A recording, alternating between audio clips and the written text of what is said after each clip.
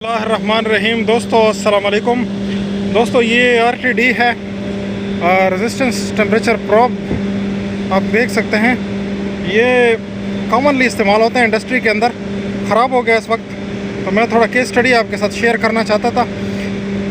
आपने इंटरनेट के ऊपर बहुत सारे टेम्परेचर सेंसिंग के वीडियोस देखी होंगी। टेम्परेचर सेंसर लोग दिखाते हैं, वो छोटे छोटे आपको बीट की तरह के टेम्परेचर सेंसर आपको दिखाए गए होंगे। लेकिन ये देख लीजिए, ये इंडस्ट्रियल किस्म का टेम्परेचर प्रोब है या टेम्परेचर सेंसर आप कह लें। और ये चूँकि ख़राब हो चुका है, इस वजह से मैं आपके साथ इसकी केस स्टडी शेयर करना चाहता हूँ। उम्मीद करते हैं कि आप दोस्त इस केस स्टडी से फ़ायदा उठाएँगे, जो लोग इंडस्ट्री में काम करते हैं या इंडस्ट्री में जाना चाहते हैं उनके लिए।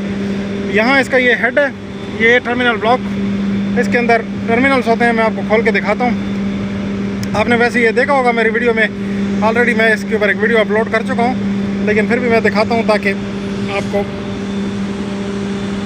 अच्छे से इसका आइडिया लगे। देखिए इसके अंदर ये तीन टर्मिनल, ये तीन नहीं एक्चुअली दो टर्मिनल होते हैं, लेकिन तीन टर्मिनल ब्लॉक लगे हुए हैं, तो दो इस्तेमाल होते हैं, बाकी नहीं इस्तेमाल होते। ये इसके अंदर ये सील है, ये सील इसलिए होती है कि डस्ट वगैरह और पानी वगैरह इसके अंदर ना जाए।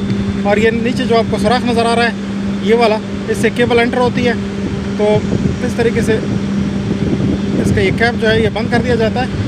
और ये जो इसके साथ चेन लटक रही है, ये यहाँ पे स्क्रू की हुई होती है, लेकिन इस वक्त स्क्रू नहीं है, निकाली हुई है। तो ये देखें, ये इसके ऊपर यहाँ पे स्क्रूड होती है, ताकि ये कैप सिर्फ नीचे लटका रहे। इसके साथ अगर कहीं लगा हुआ है, क्योंकि हाइट वाली जगहों पे लगे होते हैं और ये कैप गिरे नहीं, इस मकसद के लिए इसको यहाँ पे इसके साथ स्क्रू किया जाता है इस तरीके से। अब ये निकाला हुआ है, खोला हुआ है, तो यहाँ से केबल एंटर होती है।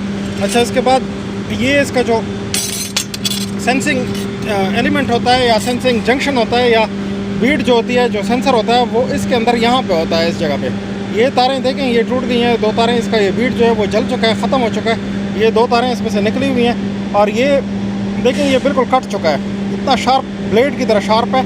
ये मटेरियल ने इसको काट दिया है। ये बहुत सख्त एलॉय स्टील होता है, बहुत हार्ड किस्म का स्टील होता है, आसानी से नहीं कटने वाली चीज़ होती। लेकिन चूँकि लगातार मटेरियल इसके ऊपर गुजरता है, तो मटेरियल जब इसके साथ टकराता है, गुजरता है, तो आहिस्ता आहिस्ता आहिस्ता आहिस्ता आहिस्ता इसको खा जाता है। तो ये इसको बिल्कुल मटेरियल खा गया है। ये देख लीजिए, ये मटेरियल इसको खा के, ये यहाँ से भी खा गया है और इधर से भी खा गया है। तो मटेरियल इसको खा के बिल्कुल इसमें ये देखें, ये रास्ते बन गए, ये बिल्कुल अलग हो चुका है इसमें से।